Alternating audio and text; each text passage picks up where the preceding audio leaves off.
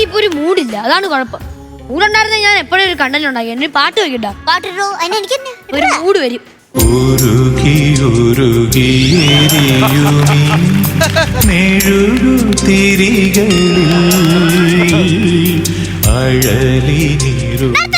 പാട്ട് ഇതിപ്പം എന്റെ സിറ്റുവേഷനിൽ ആപ്റ്റ് ആയിട്ടുള്ള എൻട്രി സോങ് ആയിരുന്നു. അതിനടി കണ്ടന്റ് ഇല്ലാതെ ഒരുങ്ങിയല്ലേടാ നമ്മളിവിടെ നിക്കണത്.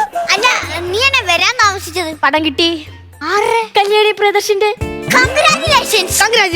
എന്നാണ് പടത്തിന്റെ ഷൂട്ടാ?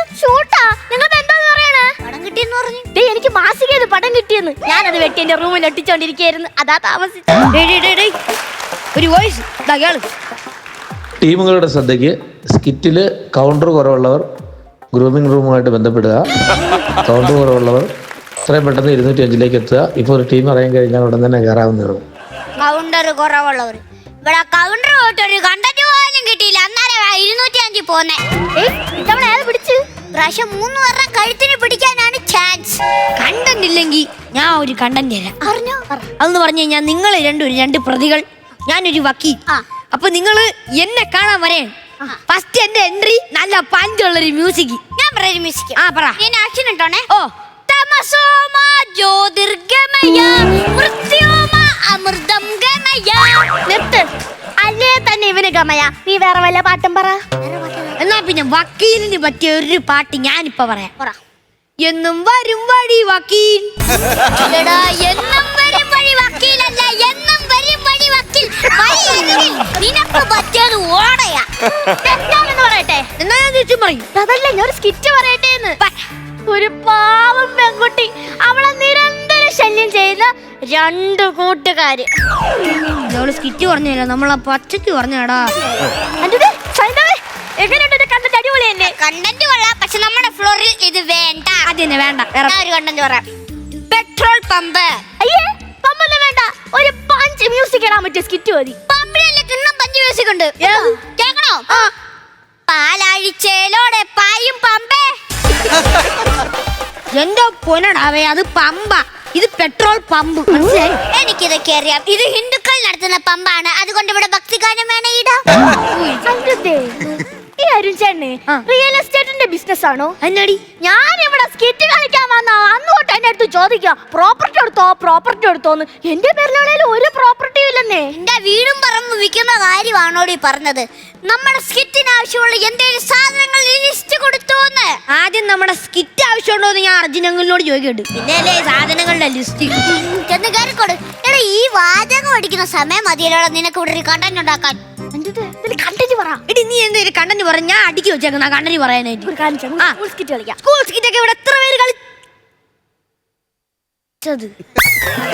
വേണ്ട, കഴിഞ്ഞ സ്കിറ്റിന്റെ 2ാം ഭാഗം കളിക്കാം. അയ്യേ, 2ാം ഭാഗം പറ്റൂല. അതും വേണ്ട. വേണ്ട. നീ ഒരു കണ്ടന്റ് പറ. കണ്ടന്റ് ആലോചിക്കണം. കണ്ടന്റ് ആലോചിക്കുമല്ലടാ. ഞാനിവിടെ പല്ലേ കുത്താൻ ഒരു കമ്പി കൊണ്ടുവന്നാലും ചാടി പോലെ എങ്ങോട്ടാ പോയെ നോക്കുവായിരുന്നു. പല്ലേ കുത്താനുള്ള കമ്പി നോക്കുവായിരുന്നല്ലേ. ഞാൻ ഒരു കണ്ടന്റ് പറയട്ടെ. എന്നാ അത് പറ. നമുക്കൊരു ഫാനിന്റെ സ്കിറ്റ് കളിച്ചാലോ? ആദ്യം 10 മിനിറ്റ് സാധനം ഉണ്ടാക്കും, പിന്നെ അല്ലേ പാനിന്റെ. ഞാൻ ഇതുവരെ ഇവിടെ ഇത്രയും സ്കിറ്റ് ചെയ്ത് എനിക്കിതുവരെ ആശയ ദാരിദ്ര്യം വന്നിട്ടില്ലല്ലോ. സ്കിറ്റ് ഉണ്ടാക്കി തരുമ്പോ നിനക്ക് ഇവിടുന്നാടി ആശയ ദാരിദ്ര്യം വരുന്നത്? ആശയ ദാരിദ്ര്യം പോലും. സൈന്ദവേ, ഇതുവരെ മിമിക്രിക്കാരും ആരും കളിച്ചിട്ടില്ലാത്ത ഒരു ഫ്രഷ് കണ്ടന്റ് വേണം. ഞാൻ പറയാം, ഒരു ഫ്രഷ് കണ്ടന്റ്. ഫ്രഷ് ആണ്. നീ പറ. ഹോസ്പിറ്റൽ. മിമിക്രിക്കാരും കളിച്ചിട്ടില്ലാത്ത ഫ്രഷ് കണ്ടന്റ് ആണല്ലോ ഹോസ്പിറ്റൽ. വേറെ കണ്ടന്റ് പറയട്ടെ. നമുക്കൊരു ചാത്തൻ സ്കിറ്റ് കളിക്കാം. ഇവിടെ നല്ല സ്കിറ്റ് കളിച്ചിട്ട് കേറുന്നില്ല. അന്നേരം ചാത്തൻ സ്കിറ്റ്. ഇത് ആ ചാത്തനല്ലേ, ഇത് വേറെ ചാത്തൻ. മായാജാലങ്ങൾ കാണിക്കുന്ന കുട്ടിച്ചാത്തൻ. കുട്ടിച്ചാത്തനൊക്കെ നല്ല കണ്ടന്റ് ആണ്. പക്ഷെ തട്ടിക്കൂട്ടി കയറി കഴിഞ്ഞാൽ സ്കിറ്റ് പൊളി. ഒന്നാമത് 10 ആൾ അറിഞ്ഞു വരുന്ന സമയമാണ്, നശിപ്പിക്കാൻ പറ്റത്തില്ല. അത് ശരിയാ. ഞാൻ കഴിഞ്ഞ ദിവസം അമ്പലത്തിൽ പോയപ്പോ ഉണ്ടല്ലോ, കുറേ പേരോടും കൂട്ടം നിക്കുക. ഒരാൾ ഓടി വന്നിട്ട് എന്റെ അടുത്ത് ചോദിക്കുക, ഐറ്റം വിറൽ അനന്യല്ലേന്ന്.